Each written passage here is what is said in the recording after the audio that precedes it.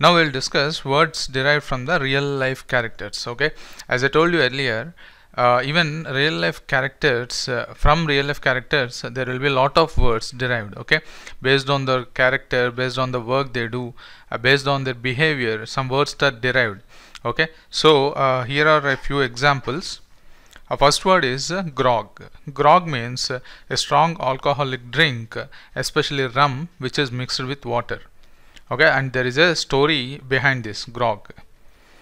The story is a British admiral and general. Okay, maybe admiral means he is in some allied job. Okay, so in older days, if you see, especially in England, whoever allied people are there, you can notice their wig, right? You will see some white kind of hair which looks like a wig, especially here. You see here. This normally this won't be a real hair. Okay, indeed they put on a wig, so that shows their social status. So people allied jobs or allied positions, normally to show their social status, they put on that white color wig. That's why we have an idiom called big wigs. Big wigs means highly influential people in the society. So similarly, along with this wig, they used to wear this coat that is called cloak. Cloak means, here you can see the lady is wearing a cloak here, outer garment covering the body, right? So that cloak is made up of this British Admiral Edward. He is habituated of wearing that cloak made up of grogram. This grogram is nothing but made of silk. Grogram is an ornament or a cloth made of silk. So that particular admiral, he used to always wear a cloak made of grogram. That means made of silk. So people used to call him Grog. Okay, so they gave him a nickname called Grog. That person, actually, he enforces that all his soldiers has to drink rum mixed with water. That's why they named that liquid as grog. So that's how this grog got derived. Now here one more word, groggy. Groggy is nowhere related with grog. That's why I kept it here, because I want to make you learn this new word as well, groggy. Groggy means weak and unable to move well or think clearly because you are ill or tired. Okay. Our next word is martinet. Martinet means a person who is very strict and stubborn, very meticulous in some issues, small issues, right? Even meticulous in the smaller things. So he is very strict. So that kind of person we call as martinet. So this came by name of a person. So the name of the person is Jean Martinet. He is a general in European army. So you need not memorize all these names, but the thing is, martinet has its root from the name of a person. Directly the name of the person is being used as the vocabulary itself, right? Now next word is philippic. Philippic means a strong angry speech publicly attacking someone. Here there is a story going behind this. There is a king called Philip II of Macedon. He has some plans. Okay, all this story is not required. He has some plans to merge Greek. So he has some plans, and meanwhile what happens is, a person called Demosthenes, he opposed the king's plans. Okay, he spoiled the plans of the king by publicly denouncing him, right? Publicly criticizing him.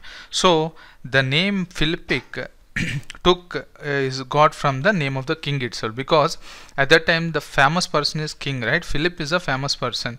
Even though he is publicly denouncing the king, Demosthenes is publicly denouncing the king, but the word took the name of the king. So philippic means strong angry speech publicly condemning or denouncing someone, right?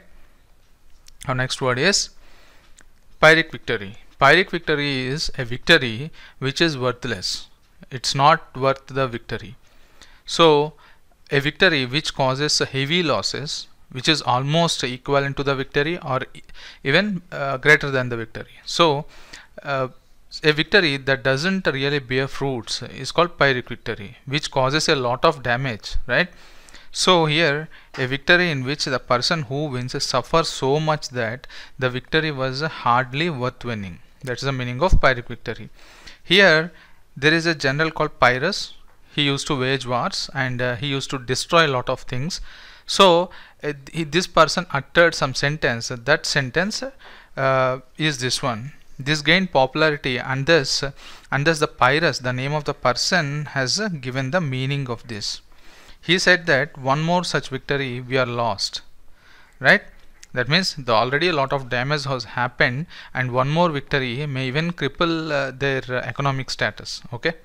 Our next word is spoonerism. Spoonerism is nothing but if you are talking a phrase, if you are spelling a phrase, you will be replacing your first word with the last word and last word with the first word. Example, here the conquering kings. If you want to say conquering kings, he by mistake he will say the conquering kongs. So he is actually by mistake first phrase is replaced with the last word and last word with the first word. This happens due to some abnormality. Okay, so some people tend to speak fast, and while they speak they tend to commit these kind of mistakes, and that particular quality is called spoonerism. This took its form from the name of the person itself directly.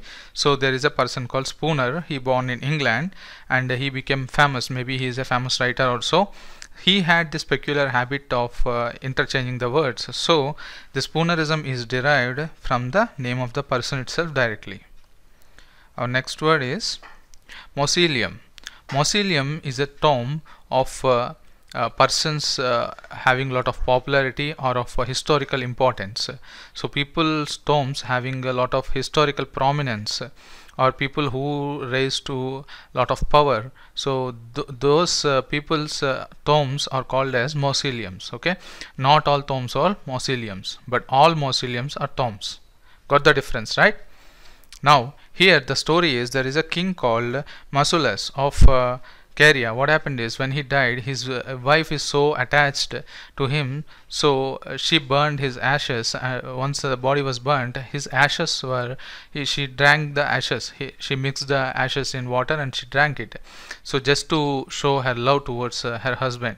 And then she also built a great tomb in memory of his husband, right? So here you can see in the picture. So that is called mausoleum. So whenever you see tombs of great people, right, so that those are called mausoleums. Okay, right. Next word is banal. Banal is something really ordinary. The reason being ordinary is if you get fed up, or if you are doing the same task again and again, at some point of time you feel boredom, right? So the boredom which you get because of a regular doing, that is called banal. So banal has a story again. Earlier times there were mills. Okay, so mills established by rich people or elite people in a group, right? So all the ordinary people has to use these mills only, right? For chaffing they has to use these mills. These mills are called banal mills. So the regular users of mills has coined this word banal, because they keep using the word banal mills. It got so habituated that these people have no idea, or they didn't even have thoughts of creating their own mills. So this banal is has come from this kind of regular usage. So people got, at some point of time people get bored, right, using the same mill again and again. So those banal mills, so banal came from the banal mills. Our next word is blurb. Blurb means an introductory passage, or a few lines which explains about the novel completely. So a short description giving information about the book or any product. Okay, not just book, any product. So the story behind this blurb is, earlier times whenever people used to write novels, right now nowadays we have social media for publicity, but then earlier times we don't have social media. So what they used to do is, writers or the novelists used to keep 2-3 pages, just like a foreword. They used to keep 2-3 pages, and they used to describe what they have actually written, what is the content in the novel, and to get a positive impression with the customers or clients, or the readers, to get a positive impression from the readers, they used to introduce about themselves. The authors used to write about their achievements in the introductory pages. So so what happened is, this is how the normal trend goes. But then there is a novelist. He is one of the famous novelists.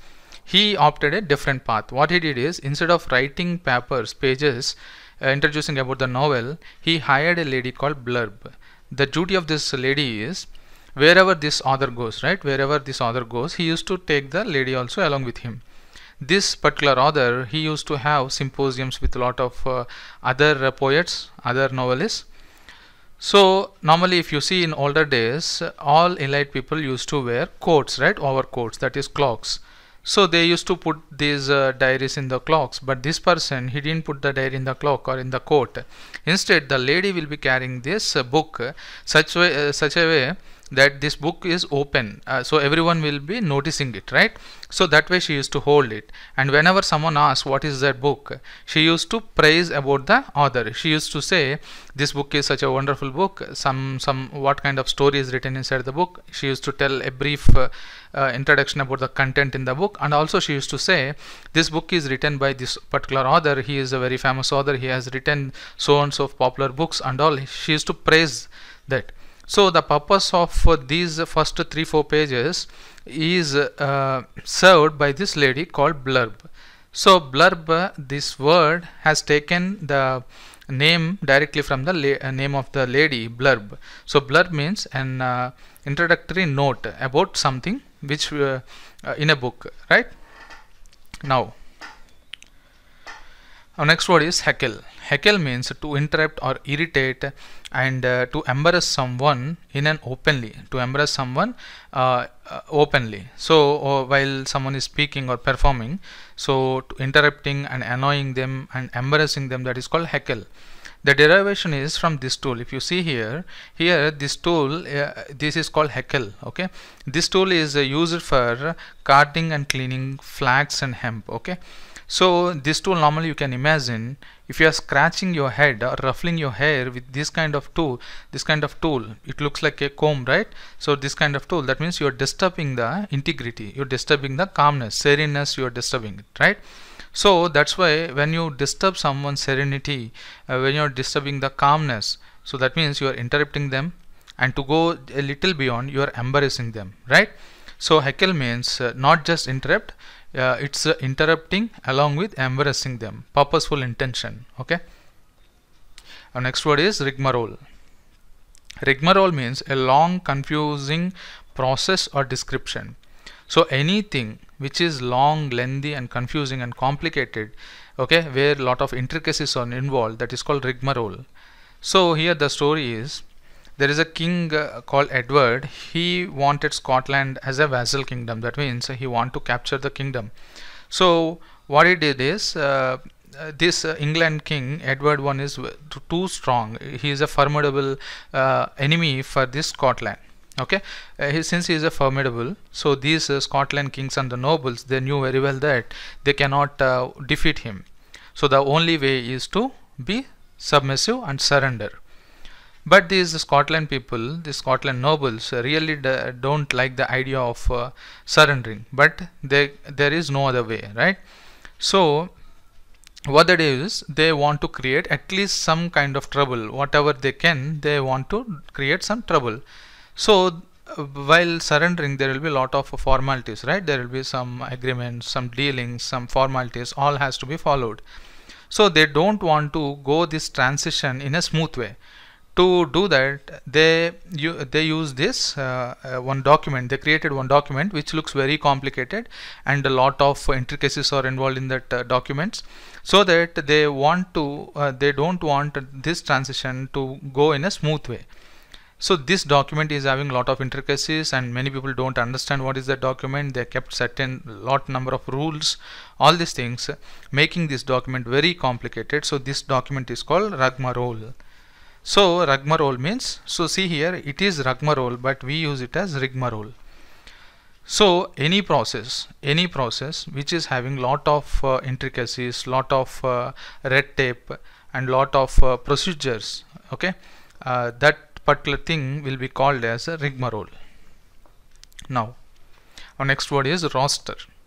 Roster means a list of names of people on a sports team, or you can also say a list of jobs to be done by a person.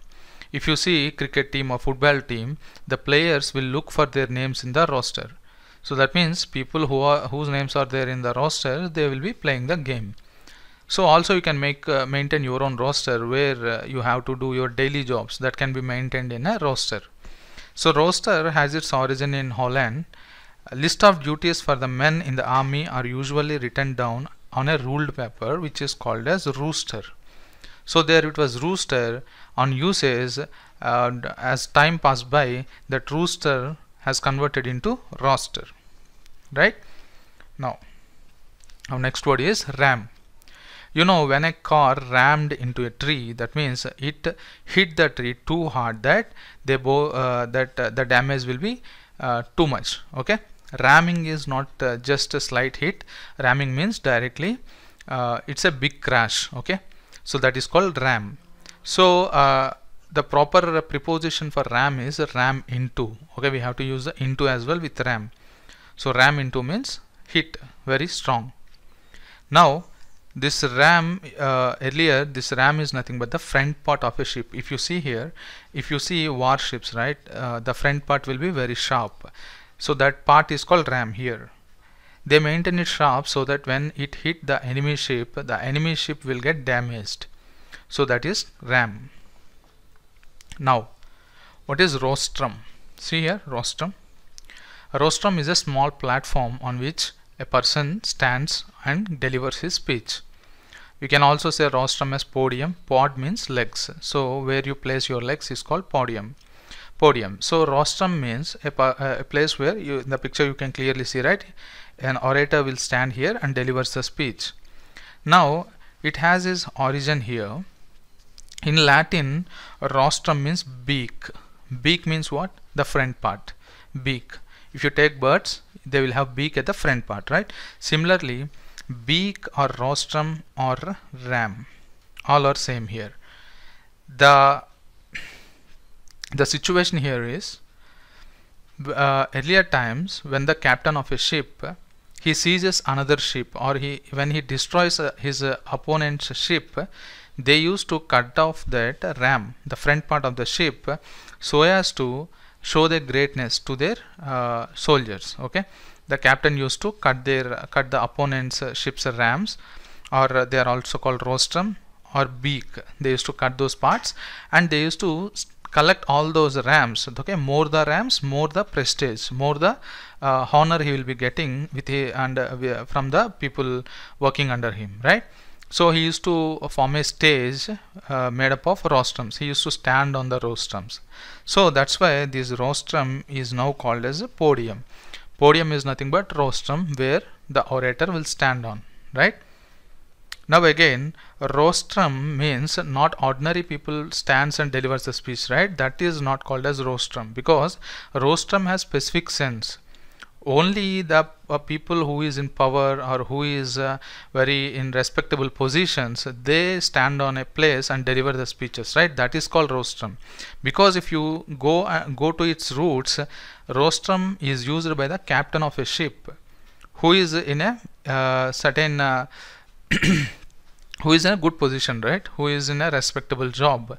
So a job which demands a lot of respect. So those people stand on a rostrum and deliver their speech. Now next word is Gascon. Gascon is a person who is highly boastful. The origin for this is a person, so this has a geographical connection.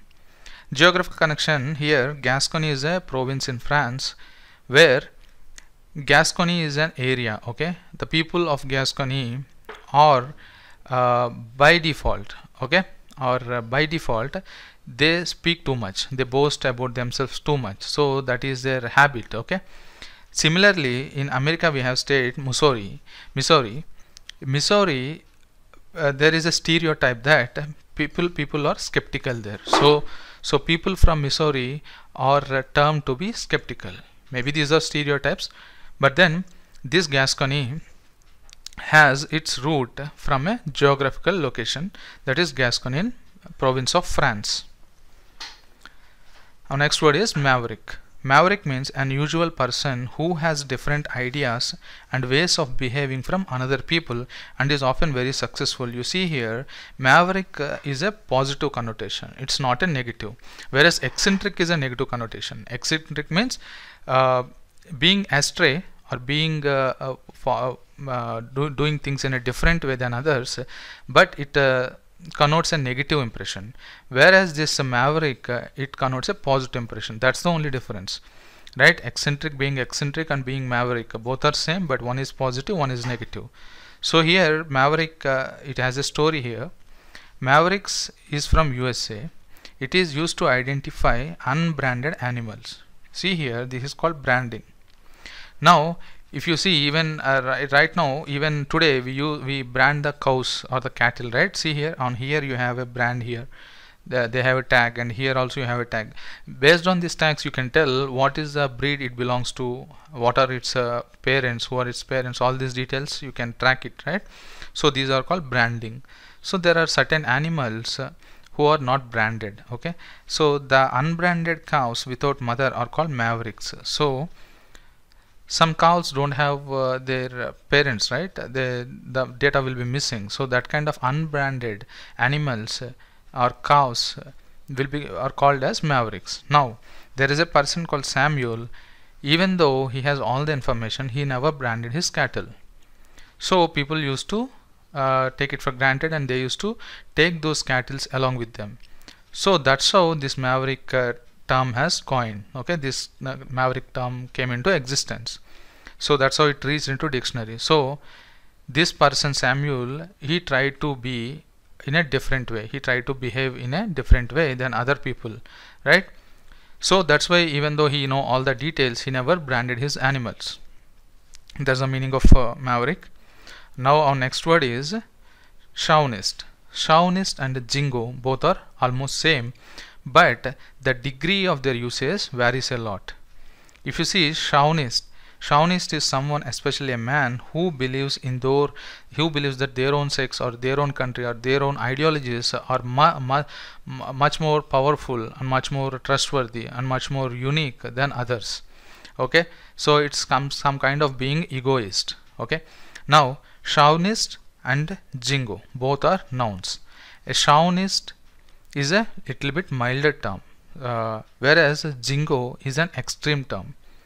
Jingo is nothing but an extreme chauvinist is called a jingo.